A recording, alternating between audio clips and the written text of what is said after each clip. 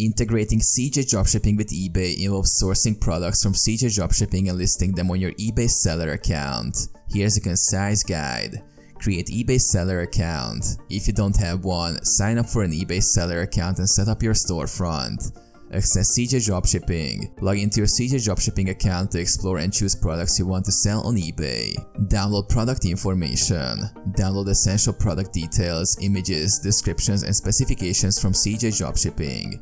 Ensure the information aligns with eBay's requirements. List products on eBay. Manually list your selected CJ Dropshipping products on your eBay seller account. Input the downloaded product details during the listing process. Set pricing and inventory. Configure pricing and manage inventory levels on eBay based on the details provided by CJ Dropshipping. Coordinate order fulfillment.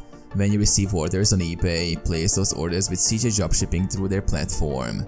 Provide shipping details for CJ Dropshipping to fulfill the orders. Maintain communication. Keep communication open with CJ Dropshipping to ensure smooth order fulfillment, shipping, and to address any customer inquiries.